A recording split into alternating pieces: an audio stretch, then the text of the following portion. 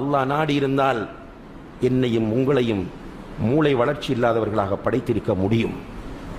அல்லாஹ் நாடி இருந்தால் என்னையும் உங்களையும் மாற்றுத்திறனாளிகளாக அல்லாஹ்வினால் படைத்திருக்க முடியும்.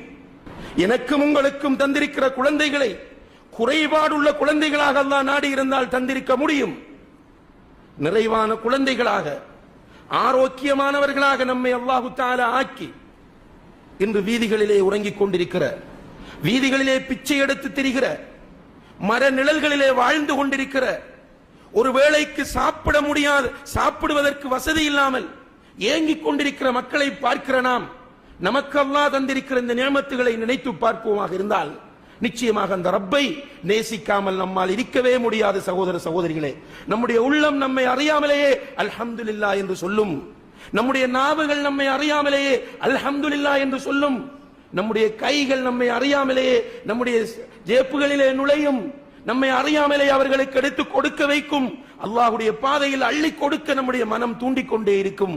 ஆனால் அல்லாஹ் தந்த நியமத்துகளை காரூனை போன்று பார்க்கிறோம்.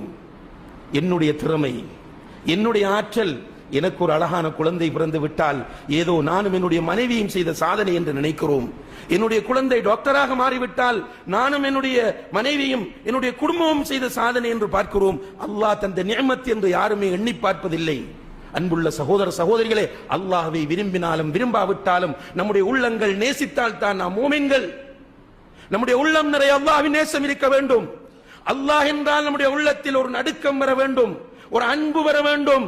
அல்லாஹுக்காக என்றால் அள்ளி கொடுப்பதற்கும் உயிரை துறப்பதற்கும் எந்த நேரத்திலும் நம்முடைய உள்ளம் தயாராக இருக்க வேண்டும்.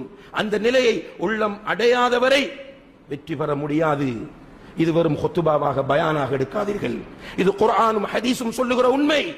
இந்த உண்மையின் யதார்த்தத்தை மௌத்தாகும் போது புரிந்து கொள்வோம், கபரிலே புரிந்து கொள்வோம், மஹ்ஷரிலே புரிவோம், அல்லாஹ் நம்மோடு பேசுகிற போது புரிவோம், சிராத் என்ற பாலத்தை கடக்க முனைகிற போது புரிவோம், அந்த கொழுந்து விட்டெறிகிற நரகத்தை கண்களால் பார்க்கிற போது, அது இறைந்து கொண்டு கொதித்துக் கொண்டிருப்பதை காதுகளால் கேட்கிற போது புரிவோம். பிரயோசனம் இல்லை.